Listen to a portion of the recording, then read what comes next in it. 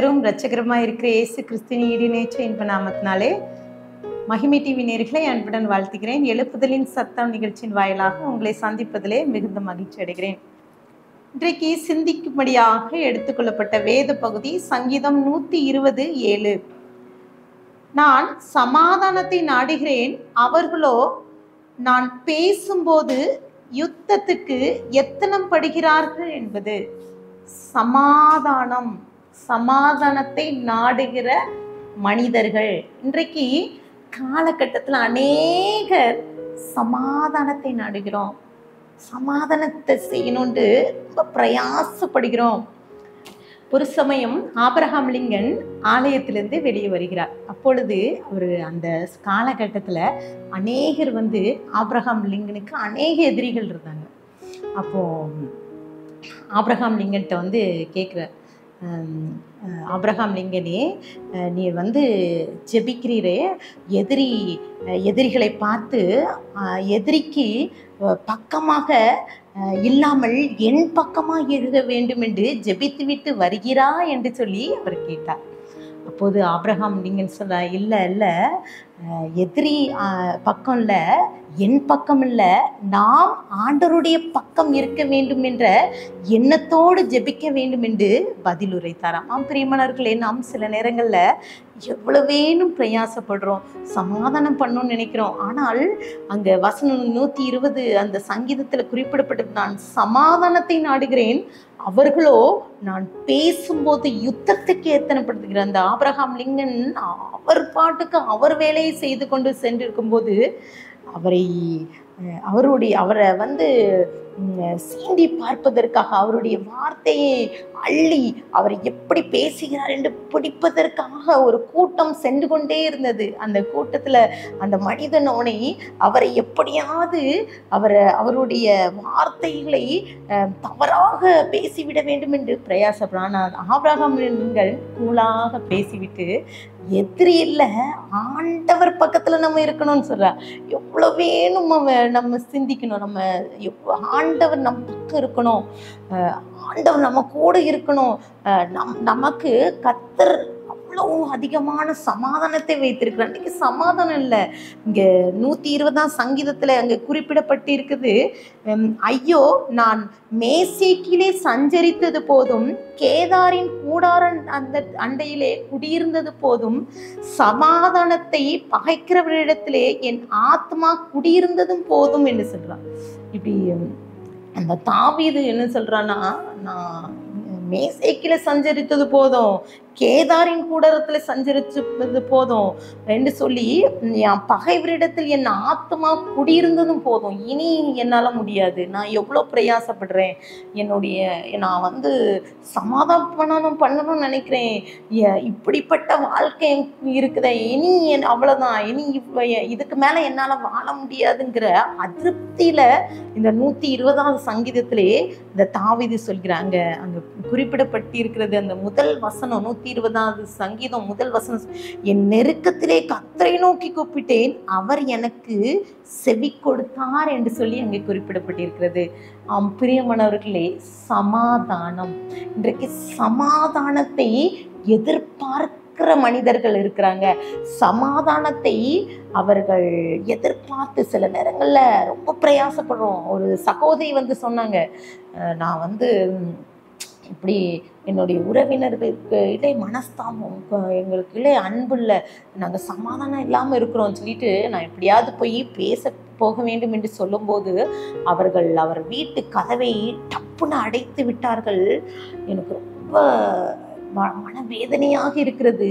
ஆனால் வேதம் என்ன சொல்லுது, சமாதானம் பண்ணணும்னு சொல்லியிருக்கு. ஆனால் நான் சமாதானம் பண்ணணும்னு நினைக்கிறேன், ஆனால் என் கூட இருக்கிறவங்க அதை எதிர்பார்க்கிறதே இல்லைன்னு சொல்லி கவலை வேதனைப்பட்டார்கள். பிரியமானவர்களே, இன்றைக்கு நம்ம எவ்வளவேனும் பிரயாசப்படுறோம், எவ்வளவேனும் சமாதானத்தை நம்ம விதைக்கு நினைக்கிறோம், மற்றவர்களுக்கு சமாதானத்தை கூறணும்னு நினைக்கிறோம். இங்க வேதத்துல ஏசாயா 26:3 குறிப்பிடப்பட்டிருக்கிறது, உம்மையே நம்பி இருக்கிறபடினால் உம்மையே சார்ந்திருக்கிற மனதை நீர் பூரண சமாதானத்துடன் காத்து கொள்கிறீர் என்று சொல்லி அங்கே குறிப்பிடுது. உண்மையே நம்பி இருக்கிறபடினால் பூரண சமாதானம். நம்ம ஆண்டவரை நம்பி இருக்கும்போது நமக்கு பூரண சமாதானம் நமக்கு கிடைக்கும். அந்த சமாதானத்தை தருகிறவர் கர்த்தர். அவர் என்னன்னா, நம்ம சமாதானத்தை தேடி அங்கெங்கேயும் ஓடிக்கொண்டிருக்கிறோம். அது எங்க இருக்குன்னா கர்த்தருடைய கரத்துல இருக்குது. கர்த்தர் நமக்கு இந்த மெய்யான சமாதானத்தை தருவார். கர்த்தரை நம்புகிற அனைவருக்கும் கர்த்தர் சமாதானத்தை தருகிறாராம். இன்றைக்கு சமாதானத்தை தேடி ஓடிக்கொண்டிருக்கிறோம். எவ்வளவு வேணும் ஓடுறோம், சமாதானம் இல்லை. இன்னைக்கு குடும்பங்கள்ல சமாதானம் இல்லை, குழப்பம், சண்டை, பிரிவினை, பாருங்க கடன் பிரச்சனை, வீட்டுல நிம்மதியே இல்லை, சமாதானம் இன்மையால அநேகர் பாதிக்கப்படுறாங்க. சமாதானம் இல்லாதனால சிலர் தற்கொலைக்கு நேராக கடந்து செல்கிறாங்க. இன்றைக்கு ஒரு சில நாட்களுக்கு முன்பதாக நான் டிவியில ஒரு நியூஸ், ஒரு செய்தியை நான் பார்த்தேன். மனைவிக்கு தெரியாம கடன், அதிகமான கடன், இன்னும் பணி செய்கிற அலுவலகத்துல திருட்டு, பாருங்க அங்க கண்டுபிடித்ததுனால அடுத்து என்ன செய்வது என்று தெரியாமல் குடும்பத்தோடு தற்கொலை பண்ணி கொண்டார்கள். 3 பேர், கணவன், மனைவி, பிள்ளை. பாருங்க அந்த பிள்ளையை கழுத்தை நெரித்து கொண்டு விட்டு, இன்னும் மனைவியை கொண்டு விட்டு அந்த மனிதன் அவன் ட்ரெயின்ல விழுந்து செத்து விட்டான். பாருங்க, நல்ல ஒரு வாழ்க்கை, நல்ல ஒரு வாழ்வாதாரம், கர்த்தர் ஆசீர்வாதமாக கொடுத்த அந்த வாழ்க்கையை வாழ தெரியல, சமாதானம் இல்லை, திருப்தி இல்லை. இன்றைக்கு அப்படிப்பட்ட உள்ளத்தோடு நம் எத்தனை பேர் இருக்கோம்? திருப்தி இல்லாத வாழ்க்கையை வாழ்ந்து கொண்டிருக்கிறோம். திருப்தி இல்லாத வாழ்க்கை வாழ்கிறதுனாலதான் நம்ம சமாதானம் இல்லாம போயிருக்கோம். இந்த சமாதானம் எங்கிருந்து கிடைக்குதுன்னா ஆண்டவர் தருகிறார். கர்த்தர் நமக்கு சமாதானத்தை தருகிறார். இந்த சமாதானம் நமக்குள்ள இருந்தனா நம்ம எப்படி இருப்போமா? ஒரு 5 காரியம் அங்க குறிப்பிடப்பட்டிருக்கிறது. இந்த சமாதானம் நமக்குள்ள இருந்தனா இதை நம்ம சரியான காரியத்தை நம்ம தெரிந்தெடுப்போம். ஒருவரை ஒருவர் மதிப்பாக நடத்தி கொள்வோம். ஒருவரின் மீது ஒருவர் அக்கறை காட்டுவோம். மனிதாபிமானத்துடன் செயல்படுவோம். வேற்றுமையில் ஒற்றுமையோடு காணப்படுவோம்னு சொல்லிட்டு ஒரு புத்தகத்திலே நான் வாசித்தேன். பாருங்க, ஒரு சமாதானம் நமக்குள்ள இருந்துன்னா நம்ம மற்றவர்களுக்கு மனிதாபிமானமாக இன்னைக்கு அநேக இடங்கள்ல மனிதாபிமானமான செயல்கள் இல்லை. இன்னும் ஒருவரை ஒருவர் மதிக்கிறதே இல்லை. இன்னைக்கு அநேகர் மதிக்கிறத விட சில நேரங்கள்ல என்ன செய்யறாங்க, பொறாமைப்படுறாங்க. இந்த குடும்பங்கள்ல பாத்தீங்கன்னா சமாதானம், சிலர் ரொம்ப பொறுமையா இருப்பாங்க, அமைதியா சமாதானம் பண்ணணும்னு இருப்பாங்க. ஆனா சமாதானம் பண்ணுகிறவர்களை பகைக்கிற உறவினர்கள் உண்டு. இன்னும் இதுலதான் சங்கீதக்காரன் 120 அந்த 7 அழகா சொல்வாரு, நான் சமாதானத்தை நாடுகிறேன், அவர்களோ நான் பேசும்போது யுத்தத்துக்கு எத்தனை படிக்கிறோம். சமாதானத்தை நாடுகிறோம், சமாதானத்தை நாடி தேடி ஓடுகிறோம். ஆனா நம்ம கூட இருக்கிறவங்க எவ்வளவு வேணும் நம்மளை பகைக்கிறார்கள். தாவீது அப்படிதான், அவ்வளோ பகைக்கப்படுறான். இனி இங்கெல்லாம் வாழ்ந்தது போதும், இனி வாழ்க்கை போதும் என்ற நிலைமைக்கு வந்து விடுகிறான். இன்றைக்கு இந்த வார்த்தையை கேட்டுக்கொண்டிருக்கிற நீங்க கூட இந்த வாழ்க்கை, நீ வாழ்ற வாழ்க்கை போதும், என் கணவர் என்னை இப்படி சொல்லிவிட்டாரே, என் குடும்பத்தார் இப்படி என்னை பேசிவிட்டாரே என்று சொல்லி கூட சமாதானத்தை இழந்து கொண்டு இந்த வார்த்தைக்கு நீங்க கேட்டுக்கொண்டு இருக்கிறான். கர்த்தர் சொல்லுகிறாருல்ல ஒரு வசனத்துல, மத்தேயுல சொல்லுகிற 5:9 சமாதானம் பண்ணுகிறவர்கள் பாக்கியவான்கள். பாருங்க, அவங்க தேவனுடைய புத்திரர் எனப்படும். அப்போ நீங்க சமாதானம் பண்ணுனா ஒன்றும் நீங்க தாழ்ந்து போல, ஒன்றும் உங்க வாழ்க்கையில ஒன்றும் குறைப்பட்டு போகிறது இல்லை. நீங்க யாரா? தேவனுடைய ஆண்டருடைய பிள்ளையாகிற ஒரு சாக்கியத்தை கர்த்தர் நமக்கு தந்திருக்கிறார். பிலிப்பியர் 4:6 நீங்க 7ஆம் வசனம் வரை நீங்க வாசித்து பார்த்தீங்கன்னா, நீங்கள் ஒன்றுக்கும் கவலைப்படாமல் எல்லாவற்றை குறித்து உங்கள் விண்ணப்பங்களை ஸ்தோத்திரத்தோடு கூடிய ஜெபத்தினாலும் வேண்டுதலினாலும் தேவனுக்கு தெரியப்படுத்தும். அப்பொழுது எல்லா புத்திக்கு மேலான தேவ சமாதானம் உங்கள் இருதயத்தையும் உங்கள் சிந்தையும் கிறிஸ்து இயேசுக்குள் காத்து கொள்ளுங்கள் என்று சொல்லி அங்க குறிப்பிடப்பட்டிருக்கிறது. அப்போ தேவ சமாதானம் உங்க இருதயத்துல. அப்போ நம்ம வாழ்க்கையில நம்ம ஒன்றுக்கும் கவலைப்படாதபடிக்கு எல்லாவற்றையும் எங்க சொல்லணுமா? விண்ணப்பத்தினாலும் ஸ்தோத்திரத்தினாலும் நம்ம ஜெபத்தினாலும் ஆண்டவருக்கு தெரியப்படுத்தணுமா. அப்போ கர்த்தர் நம்மளுக்கு எப்படிப்பட்ட சமாதானத்தை, உலகம் தரக்கூடாத சமாதானத்தை கர்த்தர் தருகிறாராம். இங்க பார்த்தீங்கன்னா ஆண்டவராக இயேசு கிறிஸ்து அவரை மறைத்த பின்பு சீஷர்கள் அவர்கள் பின்வாங்கி போயிட்டாங்க. பேதுருலாம் என்ன செஞ்சுட்டான், தான் ஆரம்பித்த மீன்பிடி தொழிலுக்கே போய்விட்டான். அப்போ அப்படிப்பட்ட நிலைமையில அந்த சீஷர்கள் இருக்காங்க. சிலர் ஓடி ஒளிந்து கூனி குறுகி அவர்கள் வீட்டிலே ஒளிந்து இருக்காங்க. அப்போ அந்த வீட்டிற்கு நடுவே கர்த்தர் உங்களுக்கு சமாதானம் என்று சொல்கிறார். பிரியமானவர்களே, நாம் எவ்வளவேனும் இருக்கிறோம். கர்த்தர் நம்மிடம் எதிர்பார்க்கிற ஒன்று சமாதானம். இன்றைக்கு சமாதானம் இல்லை. இன்னைக்கு அநேகர் சமாதானத்தை இழந்து நிற்கிறோம். பார்த்தீங்கன்னா 120வது சங்கீதம் அதை மையமாக வைத்து நம்ம பார்க்கும்போது தாவீது சமாதானத்தை இழந்து நிற்கிறார். இந்த சமாதானம் இந்த சங்கீதம் 120வது சங்கீதம் எப்படிப்பட்ட சங்கீதம் பார்த்தீங்கன்னா ஏறும் பாடலில் ஒன்றாக கருதப்படுகிறது. என்னன்னா, கஷ்டமான சூழ்நிலையில ஒருவர் புலம்பல், அதாவது ஒருத்தர் கஷ்டமாக இருக்கும்போது புலம்பிக் கொண்டு பாடுகிற ஒரு சங்கீதம். இங்க பார்த்தீங்கன்னா தாவீது ரொம்ப துக்கப்படுகிறான். அவன் சமாதானம் பண்ணியும் என் கூட எல்லாரும் யுத்தம் பண்ணிக்கிறாரு, என் வாழ்ந்த வாழ்க்கை போதுங்கிற எக்ஸ்ட்ரீம் லெவலுக்கு போகிறான். அந்த அளவுக்கு துக்கப்பட்டு எழுதின சங்கீதம். இங்கே சமாதானத்தை குறித்து கர்த்தர் நம்ம எதிர்பார்க்கிற காரியம் சமாதானம் தான். இந்த சங்கீதம் 120 அங்கே குறிப்பிடப்பட்டிருக்கு. கர்த்தாவே, 2 பாருங்க, கர்த்தாவே பொய் உதடுகளுக்கும் கபட நாவுக்கும் என் ஆத்துமாவை தப்புவியும் என்று சொல்லி கொடு. பொய் உதடு பாருங்க, கபட நாவுக்கு என் ஆத்மாவை தப்புவியும் என்ன சொல்றான். கபட நாவே உனக்கு என்ன கிடைக்கும், உனக்கு என்ன செய்யப்படும் சொல்றான்.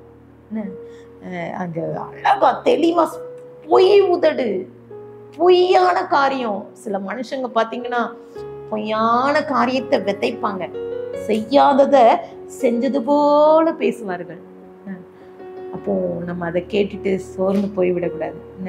ஆண்டவர் தான் தாவீது சோர்ந்துட்டான். ஆனா அவன் சொல்றான், கபடனாவே உனக்கு என்ன கிடைக்க போகுதுன்னு சொல்றான். இந்த வார்த்தையை கேட்டுக்கொண்டிருக்கிற நீங்களும் கூட பொய்யான வார்த்தையினால சமாதானத்தை இழந்து நிற்கிறீங்களா? உங்க உறவினர்கள் உங்களை குறிச்சு தப்பா பேசிட்டாங்க, தவறான காரியத்தை விதைச்சிட்டாங்க, சில காரியங்கள் நீங்க செய்யாததை செஞ்சது போல சொல்லிட்டாங்கன்னா வருத்தப்படாதீங்க. அதான் தாவீது சொன்ன, கபடனாவே உனக்கு என்ன கிடைக்கும்னு சொல்றான். இன்னும் அங்க 4வது 120 சங்கீதம் 4 குறிப்பிட்ட, பலவானுடைய கூர்மையான அம்புக்கும் சூறை செடிகள் எரிக்கும் தணலுமே கிடைக்கும். ஒன்றும் கிடைக்காது. ஒருவேளை இந்த வார்த்தையை கேட்டுக்கொண்டிருக்கிற நீங்களும் துக்கத்தோடு இருக்கலாம். உங்களை குறித்து தவறான பேசினவங்களுக்கு உண்மையில சொல்கிறேன், ஒன்றும் இல்லை. அதான் கர்த்தர் நம்ம வாழ்க்கையில் அற்புதத்தை செய்வார். இந்த தாவீது அவனுக்கு நிறைய காரியம், நிறைய போராட்டம், பிரச்சனைகள் மத்தியிலையும் இந்த சங்கீதத்தை அவன் பாடியிருக்கிறாங்க.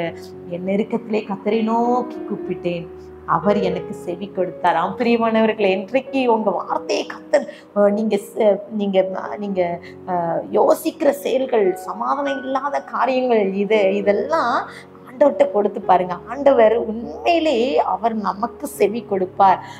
உண்மையிலே உலகம் தரக்கூடாத சமாதானத்தை கர்த்தர் நமக்கு தர விரும்புகிறார். இன்னும் சமாதானத்தை குறித்து அநேக காரியங்கள் உண்டு.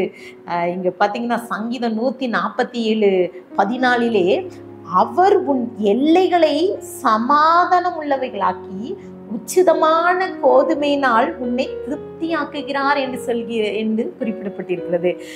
நம்ம எல்கைகளை சமாதானம் உள்ளவர்களாக்க போகிற ஆண்டவர் நமக்கு அப்படிப்பட்ட கிருபைகளை தரப்போகிறார். உச்சிதமான கோதுமையினால திருப்தியாக்க போகிறார். இன்றைக்கு சமாதானம் என்ற உடனே அது என்ன சொல்கிறப்படுது, அதை இந்த ஒரு சமாதானை கொண்டு வர பாடுபட வேண்டியது இருக்குது. ஒருத்தரை சமாதானத்துக்குள்ள கொண்டு வர்றதுக்கு படுற பாடு பெரும்பாடு தான். அதை சொன்னா விசுவாசி குடும்பங்கள், இந்த விசுவாசி குடும்பங்களுக்குள்ள இந்த சமாதானம் இல்லை. கணவன், மனைவி, பிள்ளைகள், பெற்றோர்கள், என்னும் மாமியார், மருமகள், குடும்ப உறவினர்கள், நாத்தனார், இப்படி குடும்பங்களுக்குள்ளே சமாதானம் இல்லை. பிரயாசப்படுறோன்னு இன்னைக்கு அதை கொண்டு வர நம்மளால பாடுபட வேண்டியது இருக்குது. அநேகர் உண்மையிலே சொல்லனா இந்த உலகம் தரக்கூடாத சமாதானத்தை கர்த்தர் நமக்கு தருவார்னு. அப்படி நமக்குள்ள அந்த சமாதானம் இருந்தா நிச்சயமாக மற்றவர்களோடு நம்ம சமாதானத்தோடு இருக்கும்படி கர்த்தர் செய்வார். இங்க பார்த்தீங்கன்னா சமாதானத்தை உண்மையிலே சொல்றேன், விலை கொடுத்து இன்னும் பணத்தை கொடுத்து வாங்கவே முடியாது. இன்னைக்கு நிறைய பேர் நினைக்கிறாங்க மாடி மேல மாடி கட்டி கோடி கோடியா பணத்தை சேகரித்து அது இதுன்னு பண்ணி உண்மையில சமாதானம் இல்லாத மனிதர்கள் அநேகர் உண்டு. நம்ம என்ன விலை கொடுத்தாலும் சமாதானம் இந்த உலகத்துல இல்லை. சமாதானம் எங்க இருக்குன்னா கர்த்தர் கொடுக்கிறது. உலகம் தரக்கூடாத சமாதானத்தை கர்த்தர் தருகிறார். இன்றைக்கு கர்த்தர் நமக்கு சமாதானத்தை தரணும்னு கேட்கணும். ஆண்டவர் நமக்கு சமாதானம், சமாதானத்தை தருகிறார். சமாதானமாக போக வேண்டும் நம்ம பிரயாசப்படுவோம். சிலர் சமாதானமாக வாழணும்னு நினைக்கிறோன்னு சமாதானத்தை ரொம்ப விரும்புகிறோம். ஆனால் பார்த்தீங்கன்னா உண்மையிலே சொல்கிறோன்னா இந்த பிரச்சனையை மூடி மறைச்சா மட்டும்தான் சில நேரம் சமாதானம் பண்ண முடியும். சில குடும்பங்கள் அப்படிதான், ஒரு பிரச்சனை வருதுன்னா அந்த பிரச்சனைக்கு முடிவே இருக்காது. பார்த்தீங்கன்னா ஒரு பலூனை ஊதி ஊதி ஊதி உடைச்ச பிறகு அந்த பிரச்சனை எங்கிருந்துன்னு தேடினா அங்கே எங்கிருந்துன்னு வந்ததே தெரியல. அந்த அளவுக்கு நம்ம குடும்பங்களிலே போராட்டம் இருக்குது, பிரச்சனை இருக்குது, சமாதானம் இல்லை. இன்றைக்கு அநேகர் வேலை இல்லாதபடிக்கு குடும்பங்களில் பார்த்திங்கன்னா நிறைய பிரச்சனை, சமாதானம் குறைச்சல், அப்படிப்பட்ட காரியங்கள். இன்றைக்கி அநேக காரியங்களில் சமாதானத்தை இழந்து மனிதன் இருக்கிறான். இன்னைக்கு சமாதானம் இருந்தால் நிறைய 8 விதமான காரியங்கள் இருக்குன்னு சொல்லி இங்கே வேதம் நமக்கு கற்று தருகிறது. முதலாவது, சமாதானம் பண்ணியிருக்கிறவர்கள் எப்படி இருப்பார்களா? அவர்கள் சமாதானமாய் இருப்பார்களாம்.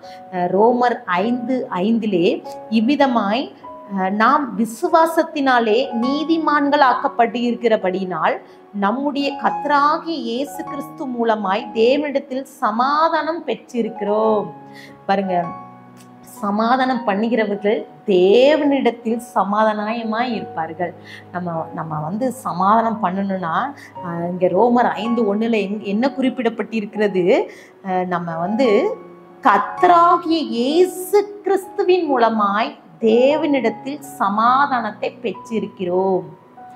அப்போ நம்ம சமாதானம் பண்ணணும்னா தேவ சமாதானம் நமக்குள்ள வருமா? அப்போ எவ்வளோ வேணும் நம்ம சமாதானம் பெறுகிறோம். அப்போ தேவ சமாதானத்திற்கு நமக்குள்ள வரணும்னா நம்ம சமாதானம் பண்ணணும். இன்னும் 2வது பாருங்க, சமாதானம் பண்ணுகிறவர்கள் இயேசு கிறிஸ்து கொடுக்கிற சமாதானத்தை அனுபவிக்கிறார்கள். நம்ம சமாதானம் பண்ணுனா அவர் அளிக்கிற சமாதானத்தை அனுபவிக்க நம்மளால முடியுமா? எனும் இயேசு கிறிஸ்து காட்டி கொடுத்த அந்த சமயத்துல, அந்த ராத்திரியில நடந்த ஒரு சம்பவம். சீஷர்கள்லாம் கூடி இருக்கிறாங்க. அப்போ அங்க என்ன நடக்குன்னா, யோவான் 14:17 சமாதானத்தை உங்களுக்கு வைத்து போகிறேன் என்று சொல்லி என்னுடைய சமாதானத்தையே உங்களுக்கு தருகிறேன்னு சொல்றாங்க. சமாதானத்தை நான் வச்சு போறேன், என்னுடைய சமாதானத்தை தருகிறேன்னு ஆண்டவர் சொல்றார். அதே போலதான் பாருங்க அங்க நடந்து முடிந்தது. நம்ம சீஷர்கள் அவங்க சமாதானத்தை இழந்து நிற்கும் போது அவர்கள் சமாதானத்தை அனுபவிக்கிறார்கள். கர்த்தர் சொல்றாரு, இந்த ராத்திரியிலே என்னை காட்டி கொடுப்பு, நான் சிலுவையில் அறையப்படுற அப்போ உங்க வாழ்க்கையில இதுவரைக்கும் அனுபவிக்காத துன்பங்கள், பாடுகளை நீங்க அனுபவிப்பீங்க. ஆனால் ஆண்டவர் என்ன சொல்றாருன்னா, சமாதானத்தை உங்களுக்கு வைத்து போகிறேன். கர்த்தர் மெய்யான சமாதானத்தை வைத்து போகிறார். அதை நாம் அனுபவிக்க முடியும். சீஷர்களுக்கு கர்த்தர் சமாதானத்தை அருளினார். அவர் வேற யாருக்கும் தரிசனத்தை கொடுக்கல, சீஷர்களுக்கு இவ்வளோ ஆச்சரியம்னு. கர்த்தர் இன்றைக்கு உயிருள்ள தேவனாய் இருக்கிறார், நம்ம கூடவே இருக்கிறார். அவர் சமாதானத்தை நாம் அனுபவிக்கிற காரியத்தை அவர் நமக்கு வெளிப்படுத்த சீஷர்கள் புரிந்து கொண்டாங்க. ஆண்டவர் தேவன் உயிரோடு இருக்கிறார். எம்மாவூர் சீஷர்கள் அவர்கள் நடந்து போயிட்டு இருக்காங்க, அவர்களுக்கு ஒன்றும் தெரியல, ஆனா அவங்க கூட இருக்கிறவர் கர்த்தர் என்பதை அறியல. பாருங்க, அவர்கள் பாருங்க கண்கள் அடைக்கப்பட்டிருக்கு. இன்றைக்கு கூட இந்த சில நேரங்களில் கர்த்தர் நமக்கு சமாதானத்தை வைக்கிறார். அதை அனுபவிக்கிற காரியங்கள் நமக்கு அதை வெளிப்படுகிற, ஆனால் நம் என்ன செய்யும், நம் கண்கள் அடைக்கப்பட்டு இருக்கிறது. இன்னும் மூன்றாவதாக, சமாதானம் பண்ணுவீர்கள் தேவனுடைய சத்தியத்தையும் ராஜ்யத்தையும் பற்றி மற்றவர்களுக்கு கூறுவாங்க. சமாதானம் பண்றவங்க மற்றவர்களுக்கு சமாதானத்தை கூறுவார்களாம். ஏசாயா 52:7 சமாதானத்தை கூறி நற்காரியங்களை சுவிசேஷமாய் அறிவித்து இரட்சிப்பை பிரசித்தப்படுத்தி உன் தேவன் ராஜரீகம் பண்ணுகிறார் என்று சீயோனுக்கு சொல்லுகிற சுவிசேஷங்களுடைய பாதங்கள் மலைகளின் மேல் எவ்வளவு அழகா இருக்கிறது என்று சொல்லி அங்கே குறிப்பிடப்பட்டிருக்கிறது. சமாதானம் என்று கூறி நற்கிரியைகளை சுவிசேஷமாய் அறிவிக்கிறவர்கள் சமாதானமாக. அப்போ வழி விலகி செல்கிறவர்களுக்கு, தவறான பாதைகளிலே செல்கிறவர்களுக்கு இயேசுவை நாம் கூறணும். அவர்கள் அங்க எங்க குறிப்பிடப்பட்டிருக்கிறது, ஏசாயா 52:7 சமாதானம் சொல்கிற சுவிசேஷனுடைய பாதங்கள் அங்க மலைகளின் மேல் எவ்வளவு அழகா இருக்குன்னு ஆண்டவரை குறித்து சொல்லணும். சமாதானம் பண்ணணும். ஒருவேளை வழி விலகி சென்று கொண்டு இருக்கிறவர்களுக்கு ஆண்டவருடைய மேல் சமாதானத்தை நம் கூற தவறிவிடக்கூடாது. இங்கே 5வதாக, சமாதானம் பண்ணுகிறவர்கள் எல்லா மனிதரோடும் சமாதானமாக இருக்க முயற்சி செய்வார்களாம். இப்போ சமாதானம் பண்ணுகிற நம்ம எல்லா மனிதனோட சமாதானமா இருக்க நாம் பழகணும். அதை வேதம் சொல்கிறது. மத்தேயு 5:23-24 ஆகையால் நீ பலிபீடத்தின் இடத்திலே காணிக்கையை செலுத்த வந்து உன் பேரில் உன் சகோதரனுக்கு குறை உண்டென்று அங்கே நினைவு கூர்வாயாகில் அங்கே தானே பலிபீடத்தின் மேலே உன் காணிக்கையை வைத்து விட்டு போய் பின்பு உன் சகோதரனுடைய போய் ஒப்புரவாகி பின் வந்து உன் காணிக்கையை செலுத்துங்க குறிப்பிடப்படும். அப்போ நம்ம பலிபீடத்துல போய் காணிக்கை வைக்கிறதுக்கு முன்னாடி நம்ம சகோதரர் பேர்ல குறையுண்டுன்னா நம்ம போயிட்டு அங்க ஒப்புரவாகணும். இப்போ அதைத்தான் சமாதானம் பண்ணுகிறவர்கள் எல்லா மனிதரோட சமாதானமா இருக்கணுமா. நான் ஒரே ஒருத்தங்கிட்ட தான் சண்டை போட்டிருக்கேன், ஒரே ஒருத்தங்கிட்ட தான் மனஸ்தாபப்பட்டிருக்கேன் அப்படின்னு சொல்ல சாக்கு போக்கு கிடையாது. இன்றைக்கு இங்க என்ன குடிக்கணும், சகோதரன்கிட்ட குறைந்தா அவங்ககிட்ட மன்னிக்கணும்னு சொல்லி அங்க வேதம் நமக்கு கற்று தருகிறது. இங்கே 5வது பாருங்க, சமாதானம் பண்ணுகிறவர்கள் ஒருபோதும் மற்றவர்கள், அதாவது சமாதானம் பண்றவங்க மற்றவர்கள் சமாதானமா இருக்க மாட்டாங்க என்பதை தெரிந்து சமாதானமா இருக்க பிரயாசப்படுவாங்களாம். அததான் மத்தேயு 10:34-36 சமாதானத்தை அல்ல பட்டயத்தை அனுப்ப வந்தேன் என்றும் ஒரு மனிதனுக்கு சத்துருக்கள் அவன் வீட்டாரே என்று இயேசு கூறுகிறார். ஒரு வீட்டுல, நம்ம வீட்டுல சத்ரு, நமக்கு சத்ருவை நம்ம வீட்டாருன்னு வேதம் சொல்லுது. அப்போ அங்க குறிப்பிடப்பட்டிருக்குதா, தகப்பனுக்கு விரோதமா மகன், அப்போ தாய்க்கு விரோதமாய் மகள் என்னும் அங்க பிரிவினையை உண்டாக்க வந்திருக்கிறேன்னு சொல்லிட்டு அங்க குறிப்பிடப்பட்டிருக்கிற ரோமர் 12:18 கூடுமானால் உங்களால் மட்டும் எல்லா மனிதரோடு சமாதானமாய் இருங்க. கூடுமானால், முடிஞ்ச அளவுக்கு. ஒருவேளை முடியாதுதான். அங்க நம்ம 5வதாக நம்ம என்னன்னா, உண்மையிலே நம்ம சமாதானம் பண்ணிடுவோம், மற்றவர்கள் சமாதானமா இருக்க மாட்டாங்க, இருப்பதில்லை என்று அறிந்தும் நம்ம சமாதானம் பண்ணணுமா. அதனாலதான் ரோமர்ல குறிப்பிடப்படும், கூடுமானால் உங்களால் மற்றவர்களோடு மனிதரோடு சமாதானமா இருக்க பழகுங்கள் என்று சொல்லி அதுல இன்னும் குறிப்பிடப்பட்டுன்னா மார்த்தாள் மரியாள் அவர்கள் இயேசுவோடு இருக்கிறாங்க. அப்போ மரியாள் ஆண்டுடைய பாதத்துல இருக்கிற மார்த்தாள் சொல்றா, அவரை பார்த்தீங்கன்னா அவ சகோதரி குறித்து ஆண்டுகிட்ட குறை சொல்றா. அங்க சமாதானம் இல்லை, சமாதானம் இல்லாம இருந்தது. கர்த்தர் மார்த்தாள்கிட்ட சொல்றாரு, மரியாள் தன்னை விட்டு எடுபடாத நல்ல பங்கை தெரிந்து கொள்ள சமாதானமா அங்க கர்த்தர் ரெண்டு சகோதரிக்குள்ள சமாதானத்தை உண்டு பண்ணுகிறார். அன்றைக்கு நம்ம எவ்வளவு வேணும் பிரயாசப்படுறோம், முடிஞ்ச அளவு கூடுமாட்டால் மற்றவரோடு நம்ம சமாதானமாக இருக்க பழகணும். 6வது பாருங்க, சமாதானம் பண்ணுகிறவர்கள் ஜனங்களுக்கிடையே சமாதானத்தை ஏற்படுத்த முயற்சி செய்கிறார்கள். ஜனங்களுக்கிடையே சமாதானத்தை ஏற்படுத்த முயற்சி செய்ய. பிலிப்பியர் 4:2 அங்கே 2 சகோதரிகள் இருக்காங்க, அவர்களுக்கு சமாதானத்தை பவுல் உண்டு பண்ணுகிறார். அங்க நான் வாசிக்கிறேன், பிலிப்பியர் 4:2 சமாதானத்தை ஏற்படுத்த முயற்சிக்கிற 2 சகோதரிகளுக்கிடையே பவுல் கூறுகிறார், கர்த்தருக்குள் ஒரே சிந்தையா இருக்க எபோதியாளுக்கும் சிந்திக்கியாளுக்கும் புத்தி சொல்லுகிறேன் என்று சொல்கிறார். அப்போ எயோத்தியாளுக்கும் சிந்திக்கியாளுக்கும் கர்த்தருக்குள்ள ஒரே சிந்தனையா இருங்க என்று சொல்லி புத்தி சொல்றாரு. பிலேமோன் ஓனேசிக்கு அவங்களுக்கு இடையே கருத்து வேறுபாடு இருக்குது. அவங்கள சண்டை போட்டுட்டு போயிடுறான்.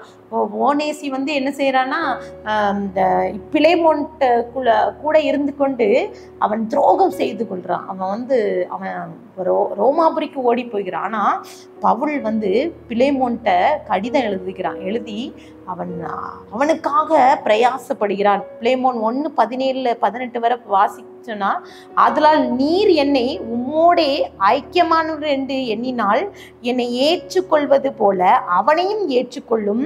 அவன் உமக்கு யாதொரு அநியாயம் செய்தது உம்மிடத்தில் கடன்பட்டதும் உண்டானால் அதை என் கணக்கிலே வைத்துக் கொள்ளும்.